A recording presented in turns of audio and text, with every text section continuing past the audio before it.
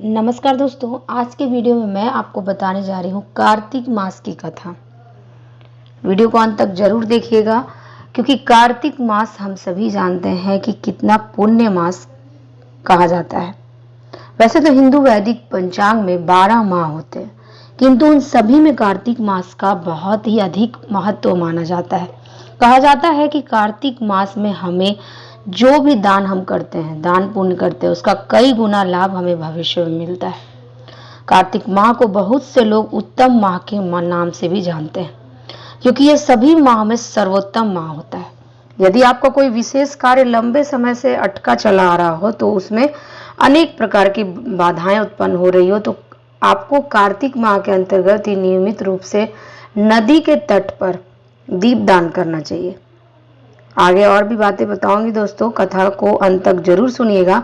और अगर चैनल पर नए आए तो चैनल को सब्सक्राइब करके बेल वाले आइकन को भी प्रेस कर दीजिएगा क्योंकि मैं इसी तरीके की अच्छी अच्छी वीडियोस लाती रहती हूँ। वीडियो जरा सा भी पसंद आए तो लाइक जरूर कीजिएगा। और किसी भी चीज़ को आपको खरीदना हो, चाहे वो पूजा से रिलेटेड हो, गिफ्ट से रिलेटेड हो, या फिर मोबाइल या फिर यूट्यूब वीडियोस अपलोड करने के लिए कोई सामान चाहिए हो, तो लिंक डिस्क्रिप्शन बॉक्स में आपको मिल जाएगा, वहाँ ज़रूर विजिट करिएगा। चलिए देर ना करते वीडियो को स्टार्ट कर लेते हैं। कार्तिक माह में किसी भी नदी में स्नान करने का भी बहुत अधिक महत्व होता है। साथ ही बहुत से लोग कार्तिक माह में व्रत और उपवास भी करते हैं। मान्यताओं के अनुसार किसी भी व्रत में व्रत कथा का बहुत अधिक महत्व होता है। कोई भी हम अगर व्रत करते हैं तो आप अगर उस कथा को सुनते हैं, कथा को सुनने के बाद हम देखिएगा कि हम लोग आरती करते हैं, उसके बाद क्षमा याचना करते हैं, तभी ये जो हमारा व्रत होता है वो संपन्न होता है।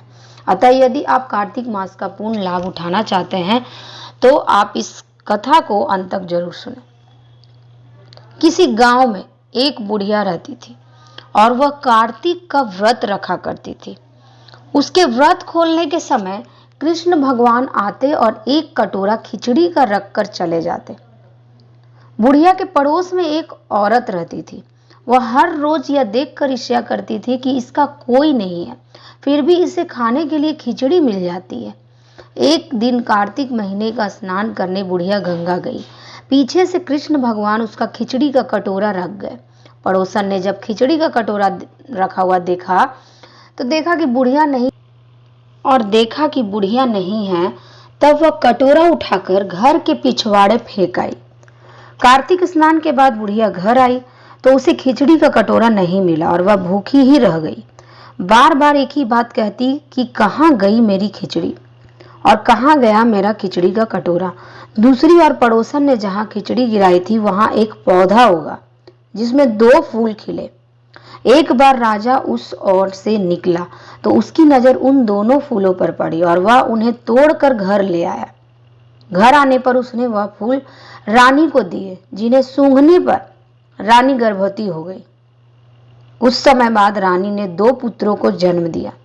वह दोनों जब बड़े हो गए तब वह किसी से भी बोलते नहीं थे, लेकिन वह जब दोनों शिकार पर जाते तब रास्ते में उन्हें वही बुढ़िया मिलती जो अभी भी यही कहती कि कहाँ गई मेरी खिचड़ी और कहाँ गया मेरा कटोरा।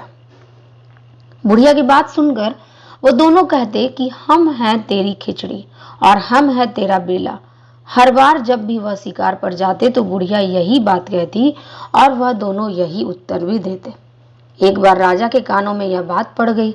उसे आश्चर्य हुआ कि दोनों लड़के किसी से नहीं बोलते, तब यह बुढ़िया से कैसे बात करते हैं। राजा ने बुढ़िया को राजमहल बुलवाया और कहा कि हम से तो किसी से ये दोनों बोलते नहीं हैं, तुमसे यह कैसे बोलते हैं। बुढ़िया ने कहा कि महाराज, मुझे तो नहीं पता है ये कैसे मुझसे बोल लेते हैं। मैं तो कार्तिक का व्रत करती थी और कृष्ण भगवान मुझे खिचड़ी का बेला भर कर दिए जाते थे। एक दिन मैं स्नान करके वापिस आई तो मुझे वह खिचड़ी नहीं मिली। जब मैं कहने लगी कि कहाँ गई मेरी खिचड़ी और कहाँ गया मेरा बेला, तब इन दोनों लड़कों ने कहा कि तुम्हारी पड़ोसन ने तुम्हारी खिचड़ी फेंक दी थी तो उसके 2 फूल बन गए थे और वह फूल राजा तोड़कर ले गया और रानी ने सूंघा तो हम 2 लड़कों का जन्म हुआ और हमें भगवान ने तुम्हारे लिए ही भेजा है।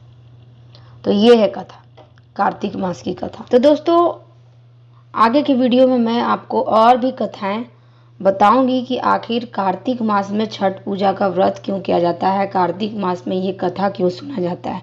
तो उस वीडियो को भी आप ज़रूर देखिएगा। और ये वीडियो अगर थोड़ा सा भी पसंद आए तो लाइक कमेंट शेयर करें और चैनल को सब्सक्राइब करके बेल वाले आइकन को भी प्रेस कर दें। आगे फिर मिलूंगी एक नई कथा के साथ। Thanks for watching.